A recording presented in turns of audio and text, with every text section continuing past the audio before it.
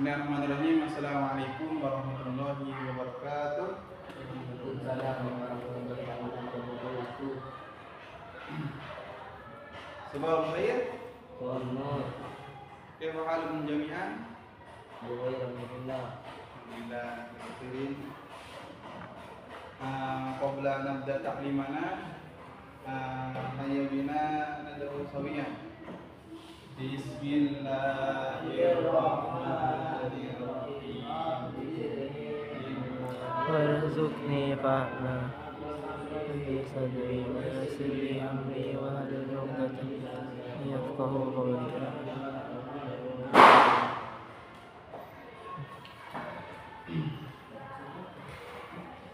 Santro Kasful Budur. Adita Akmalus Soleh. Aditya Ahmad Faizul Mubin. Basmalatul Hamdali. Hadir. Ferdi Hasan Syafi'i. Indra Lasmana Putra Pratama. Muhammad Rizki Fajar Putra. Hadir. Muhradib Rizal Abdi. Muhammad Mufron. Raisul Umam. Sayyidul Ayyam. Syarifuddin. Hadir. Yofi Ahsan.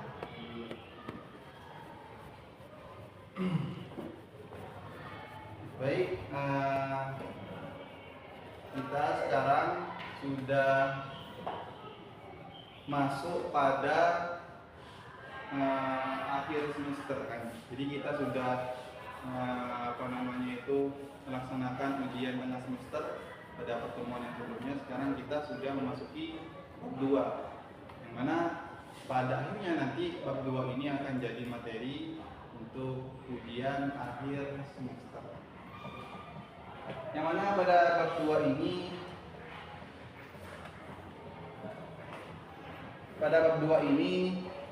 ada dua hal yang kita pelajari.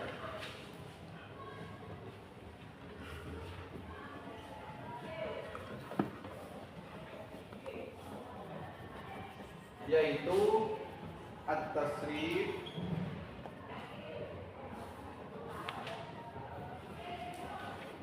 al-fi'l al-mudhari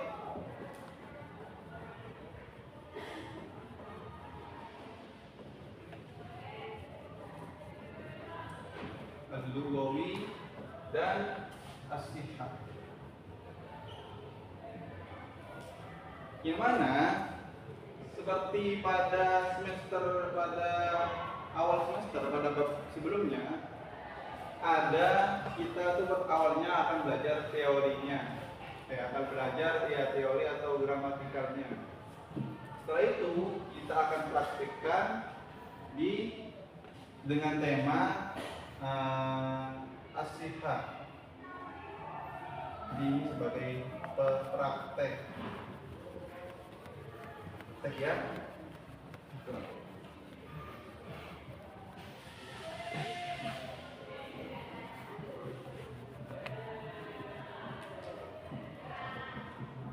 Selanjutnya at-tasrif, kita belajar dulu at-tasrif al-fi'l al-mudhari. Apa itu at-tasrif al-fi'l al-mudhari al-lughawi? Ada yang tahu? Tasrif itu apa? Kebalikannya? Tasrif itu adalah perubahan. Tasrif itu adalah secara bahasa perubahan. Secara istilah, tasrif adalah berubahnya satu kalimat ke bentuk yang lainnya untuk memenuhi maksud yang diinginkan.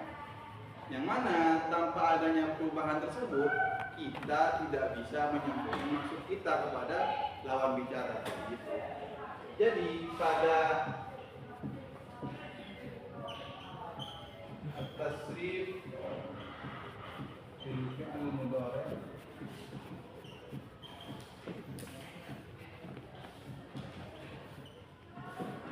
lughawi itu ada 14 wazan. Nih, ya.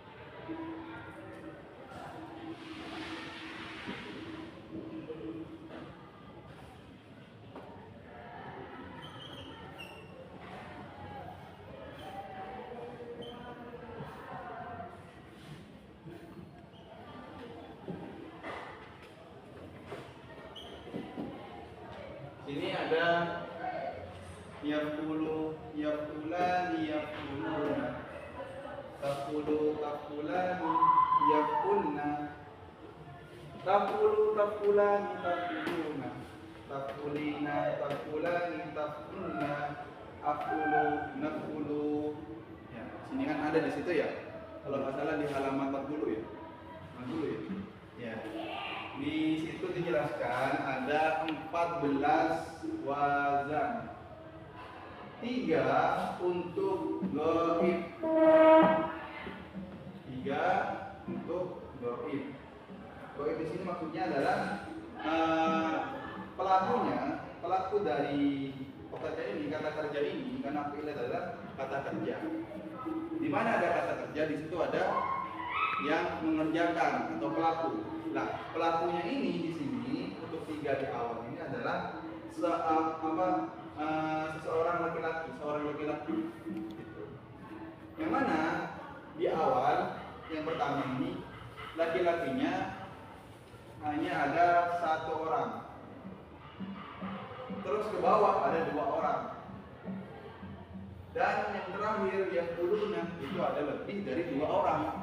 Bisa 3, bisa lebih dari 3, bisa 4, bisa 5 dan seterusnya. Tapi dalam tanda kutip harus tentunya seorang laki-laki. Hampir sama dengan yang itu, tapi ini bedanya kalau 3 yang terakhir bedanya itu perempuan. Jadinya sama. Ini untuk 1, ini 2, ini 3 atau lebih. Artinya lebih dari 2. Ini untuk yang perempuan. Bedanya hanya di jenis kelaminnya saja. Ini kalau dari segi maknanya. Terus 3 yang selanjutnya. Di sini untuk lawan bicara kita, mau foto. Jadi misalnya Yofi ngobrol sama Pak Harul, berarti lawan bicaranya siapa? Pak Harul. Jadi lawan bicara Pak Harul siapa? Yofi.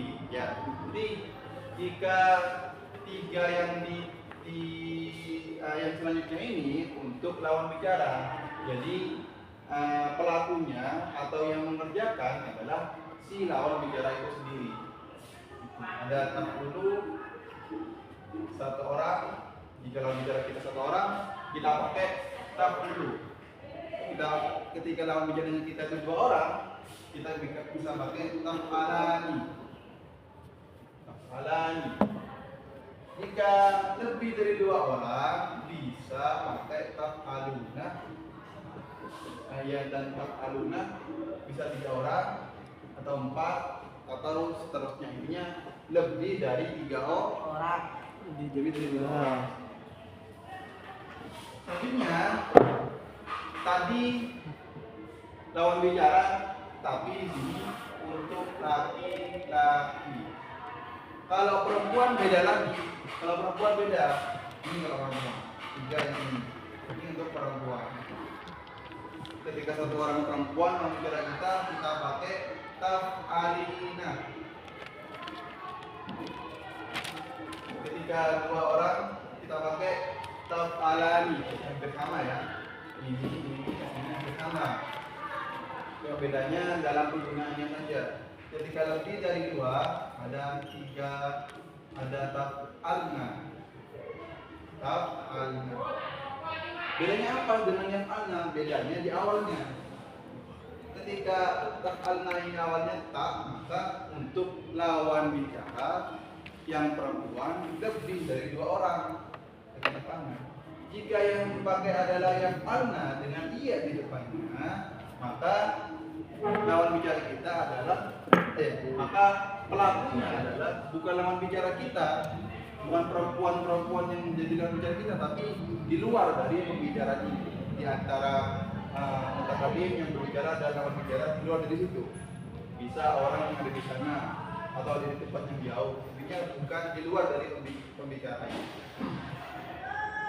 Dan ini dua yang terakhir ini adalah untuk af'ulu, untuk diri sendiri. Ketika kita mengatakan bahwa yang mengerjakan pekerjaan tersebut adalah diri kita sendiri, maka kita pakai af'ulu. Tandanya apa? Hamzah. Huruf mudhari'nya diganti hamzah. Terus kalau af'ulu sama untuk diri kita, tapi bedanya kalau af'ulu ini bukan hanya saya, tapi bisa orang lain yang sama-sama menjadi pelaku dari pekerjaan ini. Gitu.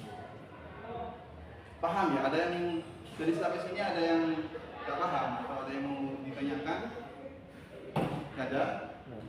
Kalau gak ada, coba baca dari sini sampai akhir. Bisa ya? Bisa. 1, 2, 3.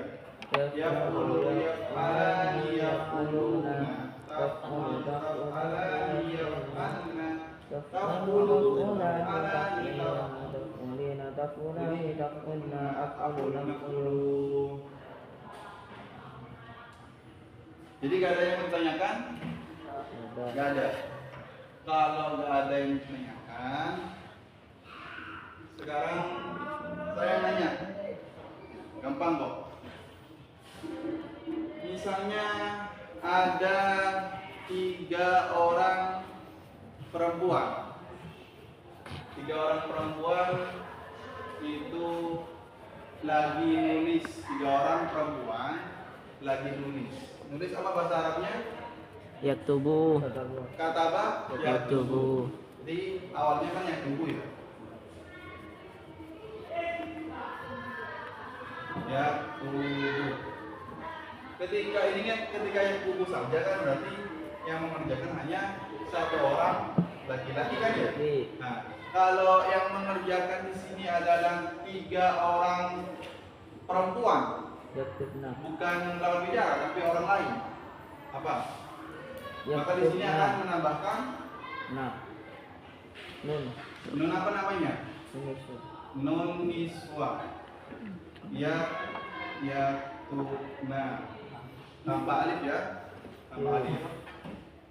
Karena kalau kita tambahkan alif akan beda lagi, akan bukan bermakna 3 orang perempuan, tapi beda lagi nantinya.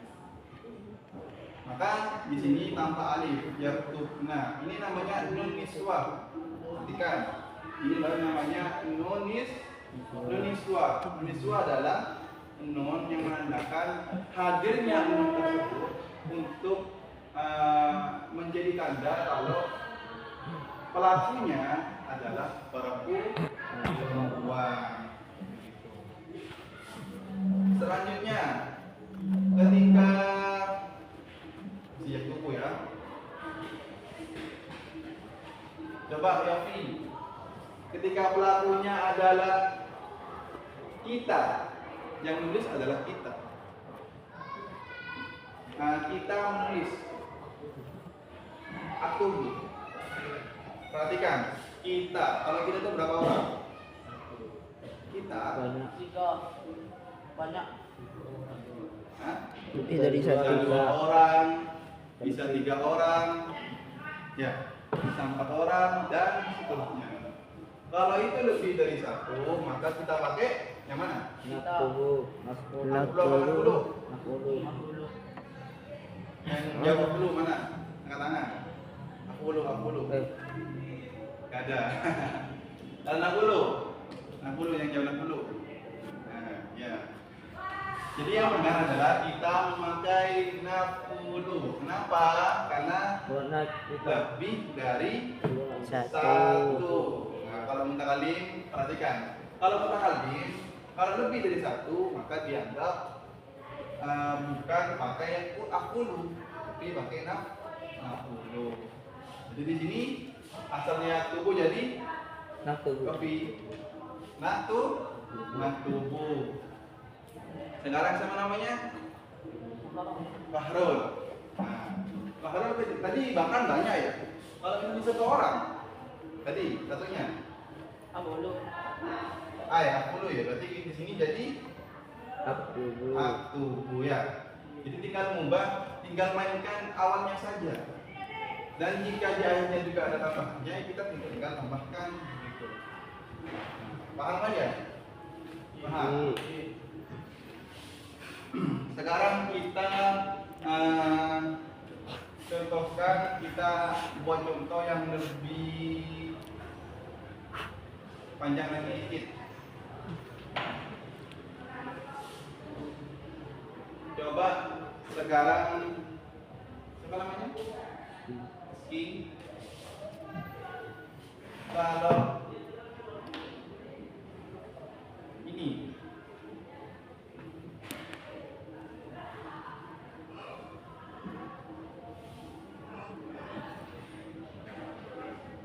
takroina, berarti artinya adalah perempuan. Artinya perempuan, bisa perempuan saja. Perempuan satu yang mau khotbah. Mau khotbah. Di sini awalnya kan di sini qiraah ya. Qiraah kan artinya apa? Membaca. Jadi qiraah ayat qiraah kan ya. Nah, ya qiraah di sini karena iyanya itu adalah tandanya yang gaib, maka di sini jadi ta dan dengan tambahan iya dan nun di bawahnya, di belakangnya. Maka ini sesuai dengan yang ini kan ya. Jadi pekerjaannya adalah membaca. Pelakunya satu orang, di sini ada berapa orang? Satu orang perempuan, ini memfoto. Jadi artinya kamu, tanda kutip perempuan, telah membaca. Ingat, kalau di bahasa Arab itu pekerjaan yang dahulu harus fa'ilnya, pelakunya.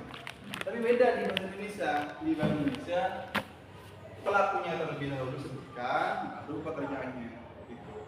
Di sini mungkin kita melihat pekerjaan yang dahulu disebutkan di bahasa Arab. Tapi kalau di bahasa Arab, di bahasa itu pelakunya dulu disebut. Makanya di ujian kemarin itu di nomor 5 itu banyak yang salah. Yang uraian, isian, karena Fatih dahulu kan. Fatih pas Sabro. Ya. Fatih Sabro. Di sini kan memang secara bahasa Indonesia memang seperti ini.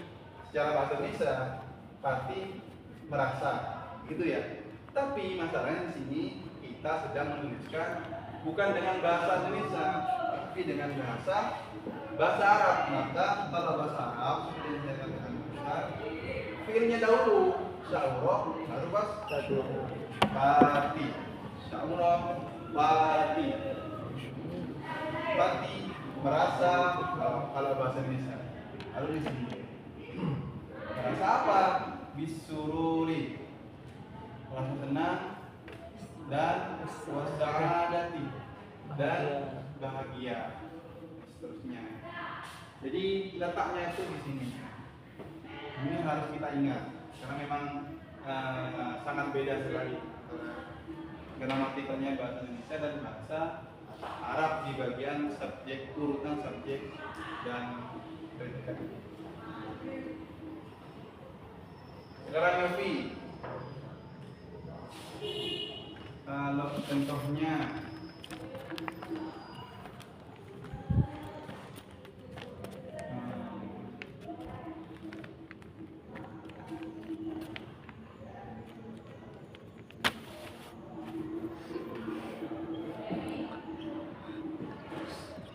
ya jelasnya jala saya jelusu ya jelusna Ya, jelusna kalian di sini saja kita lihat dulu jala saya itu apa artinya duduk. kan jelaskan dulu jadi jala saya jelusu ketika yang jelusu maka di sini yang perlu dilihat adalah tambahannya dengan huruf asalnya ini kan jelusu ya jelasnya ini ianya ini bisa laki-laki tapi juga ada perempuan satu syaratnya yang perempuan ada niswahnya di belakang ini ada apa enggak? Ada bukan? Ini adalah pelakunya adalah 3 orang atau lebih dari 2 dan perempuan jadi ia jelus nah ini artinya 3 4, 5 dan seterusnya perempuan akan duduk. Akan duduk. Jadi bedanya jadi triknya kita harus tahu mana huruf asalnya dari kalimat itu. Di sini mim lam sin jelasan artinya duduk. Tambahannya huruf mudhari ayat dan tambahan di sini. Kita harus tahu dulu. Kalau kita tahu, kita paham, maka kita akan gampang mengidentifikasi, kita gampang menentukan atau menemukan bahwa pelakunya apakah 1 orang laki-laki, atau 2 orang, atau 3 orang, apakah 1 orang perempuan, atau 2 orang, atau 3 orang atau lebih, atau malah lawan bicara kita sendiri. Jadi itu beda lagi kalau perempuan beda, kalau laki-laki beda, kalau 1 orang beda, 2 orang beda, 3 orang beda juga. Atau malah diri kita sendiri. Tapi lihat dulu, kalau yang bicara adalah 1 orang, ya diri kita sendiri, diri kita, saya saja hanya nggak pakai aku dulu. Kalau lebih dari 1, lebih dari saya saja, bisa 2 orang, 3 orang dan lebih, maka pakainya dulu.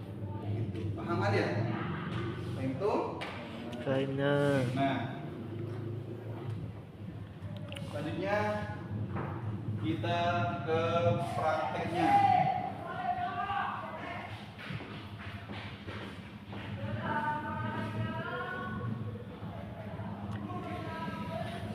Prakteknya apa namanya? Jadi temanya asih.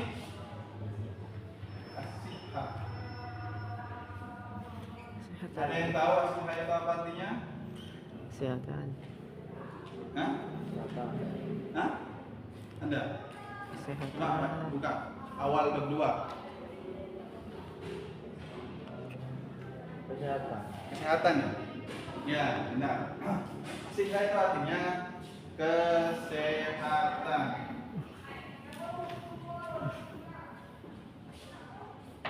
Yang mana kesehatan di sini? Maksudnya adalah kesehatan jasmani. Karena kesehatan ada 2. Ada jasmani, ada rohani. Ada orang tampak sehat dari luar, tapi terkadang dia sakit ternyata. Kalau yang sakit di dalamnya itu adalah apa namanya akalnya, maka kita sebut dengan sakit jiwa. Kalau yang sakit adalah perutnya, nah kita sebut dengan sakit perut. Tapi kalau dilihat dari kasat mata tidak ada apa namanya itu luka atau apa, tapi yang luka di mana. Nah di sini kita sakitnya itu sakit yang jasmani yang di badan kita yang kita tampak. Di sana ada kalau tidak salah ada 70-an kosakata. Ya kan ya? Coba sekarang kita bedah beberapa atau mungkin semuanya kalau cukup. Bedahnya ini bukan pengenalan, kita cuma bacakan saja. Coba dibacakan dulu dari Yofi. Bacakan dari awal yang kosakatanya itu. Apa? Dari awal kosakata mufradat. Nah, itu. Al-mustasfa rumah sakit. Mustasfa itu rumah sakit.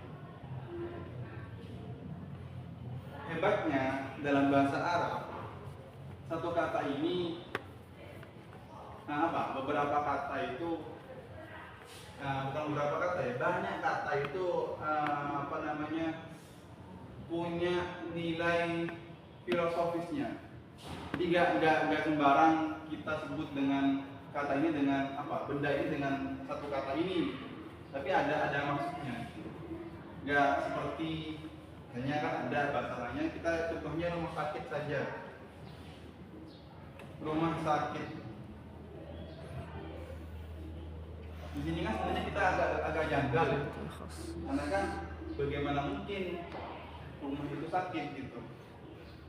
Walaupun sebenarnya maksud dari sini adalah rumah untuk orang sakit, artinya untuk berperiksa gitu. Orang sakit ke sana untuk berperiksa gitu atau untuk merawat gitu agar sakitnya lekas sembuh. Tapi bedanya kalau dalam bahasa Arab itu penuh akan makna filosofisnya. Gitu. Jadi ini gak sembarangan rumah sakit, gedung ini dikatakan gedung yang isinya orang-orang yang memeriksakan diri kepada dokter disebut dengan mustasfa begitu saja, enggak gitu. Tapi di sini mustasfa kalau kita bedah lagi, mustasfa ini dari kata istasfa.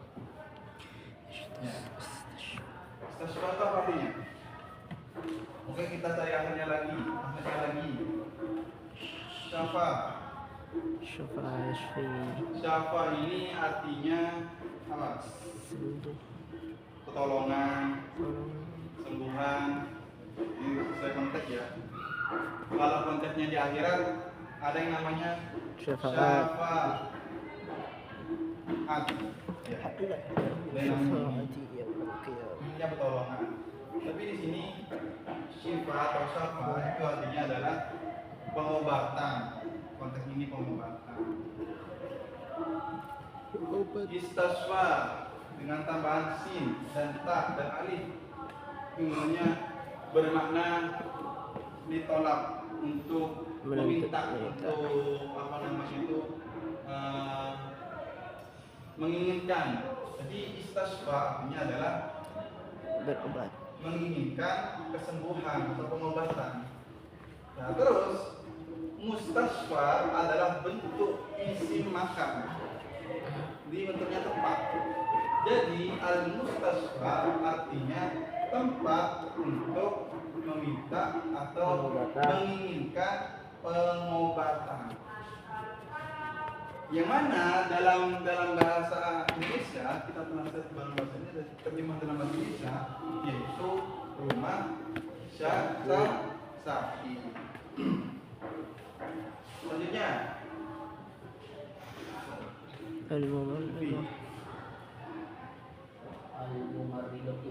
Al-Mumaridatu siapa? Perawat. Mumaridatu perawat.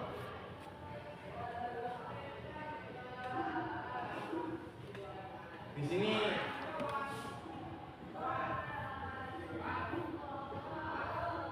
perawat itu bisa juga kita disebut dengan suster atau asisten dari dokter, yang mana biasanya itu perempuan, tapi ada juga yang laki-laki. Nah, seperti yang saya katakan tadi, ada makna filosofisnya, yang mana di sini mumaridatu Walaupun di sini mumarid artinya orang yang menyakiti, ya pengen menyakiti ya. Tapi maknanya di sini menyakiti di sini maksudnya adalah bukan pas penyakitnya itu ditantang oleh orang ini, bukan. Tapi maksudnya adalah kita itu dirawat dengan apa ya? Dengan sesuatu yang tidak kita sukai. Contohnya kita diberi makanan yang kembar, kita selalu disuntik. Nah, sehingga orang Arab ini sebenarnya unik. Jadinya menyebutnya dengan mumarito. Walaupun maroda artinya sakit. Selanjutnya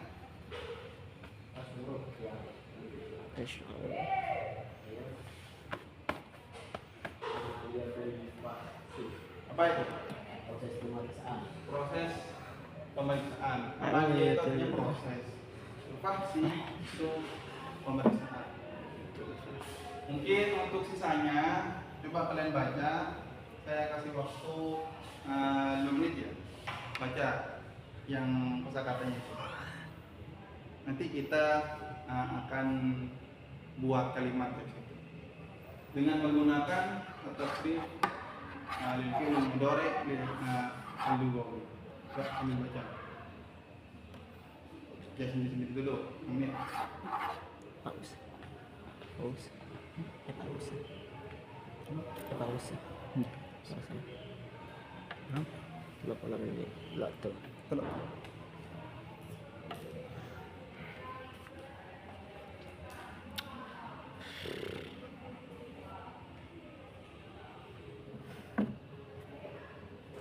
Kalau ada yang tidak paham, silahkan ditanyakan.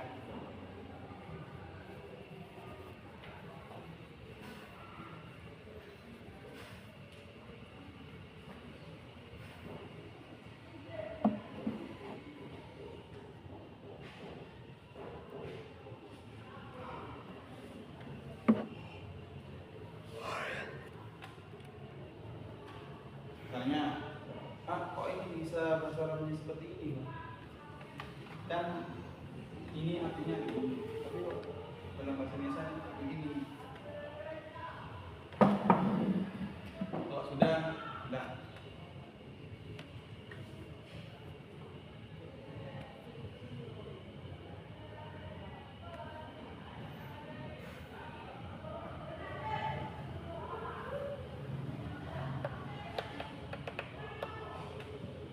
Allah.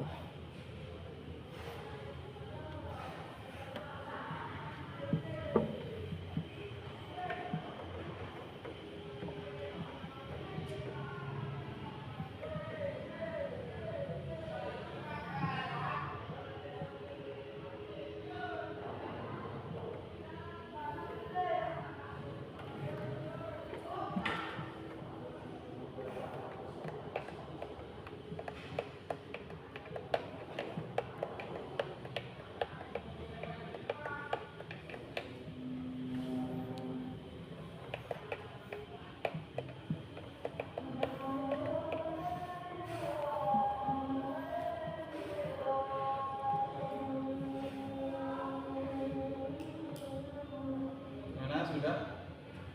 Belum? Oke, dulu nanti kita praktek menerjemahkan di halaman berikutnya.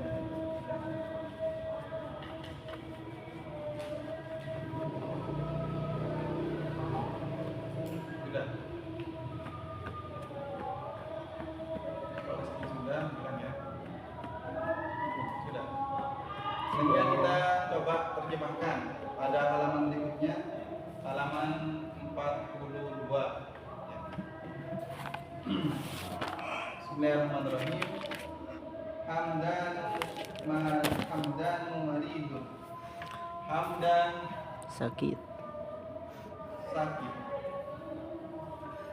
Hamdan sakit.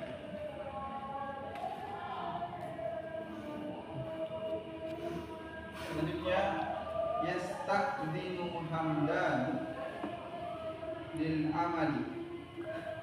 dan izin annahu yashkuru birtifa'i darajatil hararati wassalam. Coba terjemahkan. Tapi baca aja.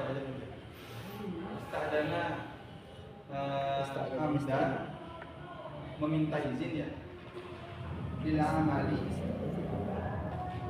ke pekerjaannya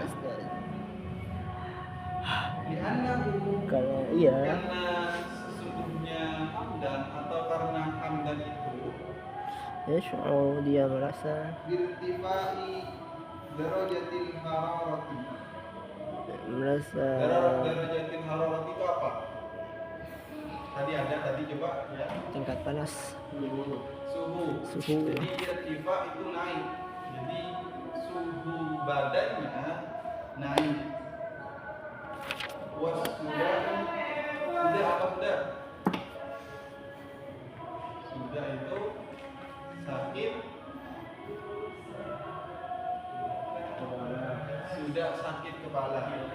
Jadi di sini Hamdan meminta izin tidak bisa bekerja karena merasa suhu badannya itu naik dan dia merasa kepalanya pusing. Selanjutnya kosa abu darajata hararatihi fil baiti. Kosa di sini artinya memeriksa atau mengukur, mengecek. Siapa yang mengecek? Abu, ayahnya dari Hamdan. Ayahnya Hamdan itu mengecek suhu badan dari Hamdan di rumahnya sendiri yang mengecek. Dengan apa? Mikyasi hararati. Termometer. Kenapa mikyas? Termometer. Jadi termometer itu gunanya untuk Mikyasul hararah. untuk mengecek atau mengetes suhu badan seseorang. Selanjutnya, fata'ajjaba Abu. Maka fata'ajjaba Abu. Terkejut. Maka ayahnya jadi kaget. Ayahnya kaget. Kaget min irtifa'i darajati hararati. Ya, karena dan di sini konteksnya bahasa Indonesia, kita terjemahkan dalam konteks bahasa Indonesia. Karena meningkatnya suhu tubuh. Karena suhu tubuhnya naik. Ingat ya, dalam bahasa Indonesia pelakunya atau subjeknya itu disebut terlebih dahulu. Bukan karena naiknya suhu tubuh, bukan, tapi suhu tubuhnya sebagai pelaku di situ yang naikkan suhu tubuh sebelum dahulu. Ya, karena suhu tubuhnya naik. Selanjutnya, wada'ahu abuhu ilal mustasfa. Maka ayahnya Hamdan mengajak Hamdan pergi ke mustasfa Rumah sakit. rumah sakit. Bisayyarati, Dengan mobil. menaiki atau menggunakan mobil. Dari mobil mubasharatan langsung ketika ayahnya Hamdan itu mengetahui bahwa suhu tubuhnya Hamdan itu naik, maka kan kaget. Ketika kaget ini langsung bergegas mengajak Hamdan menuju ke rumah sakit karena agar mendapatkan penanganan dari dokter. Selanjutnya, ketika sudah sampai di rumah sakit, wafil mustasfa, fasahu tabibu. Maka dokter memeriksa hamdan fi ghurfatin pada suatu ruangan, wa yarahu, dan dokternya itu melihat al-iltihab. Iltihab adalah peradangan. Peradangan dan filal halki. Halki itu adalah tenggorokan ya. Jadi ada rada di tenggorokan. Jadi ada peradangan di tenggorokan hamdan. Dan peradangan itulah sababul irtifa'il hararati fil jasadi hamdan. Peradangan itulah yang menyebabkan hamdan, suhu tubuhnya hamdan itu menjadi naik. Jadi kalau misalnya kita itu suhu tubuh kita itu naik tiba-tiba, maka bisa jadi karena ada peradangan di tenggorokan kita. Jadi bisa segera periksakan ke dokter. Selanjutnya, wa ba'da dzalika, dan setelah itu at-tabibu, dokter memberikan hamdan wasfatan tibbiyatan. Apa itu? Wasfatan tibbiyatan, resep tibbiyatan, resep dokter. Di memberikan resep dokter kepada hamdan dan wa nasaiha, nasihat-nasihat li syifaihi biidznillah, agar atau untuk kesembuhan dari hamdan. Jadi dokter, ketika kita ke dokter memang sudah seperti biasanya kita sudah diperiksa, sudah tahu apa penyakit kita lalu diberikan obat dan diberi nasihat apa yang harus kita lakukan dan apa yang seharusnya kita cegah, kita tidak lakukan agar penyakit kita tidak bertambah parah atau penyakit kita bisa sembuh. Selanjutnya, awalan, apa saja nasihatnya? Tanawalid dawa salasa marratin fil yaum. Mengonsumsi obat yang telah diberikan dokter, yang telah diberikan resepnya oleh dokter 3 kali salasa marrat fil yaum, pada dalam satu hari. Yang nomor 2, istarih rohatan kafiyatan. Beristirahatlah rohatan kafiyatan, dengan istirahat yang cukup. Yang ketiga, la tashrabid dukhon. Apa dukhon? Rokok, asap. Rokok. Jangan mengonsumsi, jangan merokok. Jadi nasihatnya, jadi yang menyebabkan peradangan tenggorokan juga merokok. Jadi di sini dilarang untuk merokok Anda. Karena syurbat dukhani ra'su kulli da'i. Karena rokok adalah apa? Ra'su kulli da'i adalah pemicu utama dari Setiap penyakit. semua penyakit. Di yang merokok, hati-hati, di sini apa disebutkan bahwa rokok itu bisa memicu penyakit yang berbahaya. Begitu. Wabta'id minal mudafinin, dan menjauhlah dari orang-orang yang merokok. Jadi orang-orang yang merokok, ketika merokok mereka itu seharusnya kita menjauh, bukan hanya yang sakit seperti hamdan, tapi kita seharusnya kita menjauh, karena memang lebih bahaya orang yang merokok tapi kita yang menghisap asap rokoknya. Itu namanya rokok pasif. Itu lebih berbahaya menurut si ahli ini. Warabian, dan yang terakhir, yang nomor 4, aktir min akil hadarawati wal fawakih. Aktir, perbanyaklah min aklil khadarawati, memakan atau mengonsumsi khadarawat, sayuran, sayur mayur. Apa saja intinya yang baik bagi tubuh kita konsumsi. Al-fawakih. Katanya dan Dokter buah-buahan. wal fawaki. Fawaki itu artinya buah-buahan. Ya. Jadi itulah nasihat dari dokter kepada Hamdan yang sakit peradangan tenggorokan. Mungkin itu saja karena waktunya sudah cukup. Saya ucapkan terima kasih atas waktunya dan mohon maaf jika ada kesalahan, dan semoga bermanfaat. Sebelum kita mengakhiri pertemuan kita pada pagi ini, mari kita berdoa bersama. Bismillahirrahmanirrahim.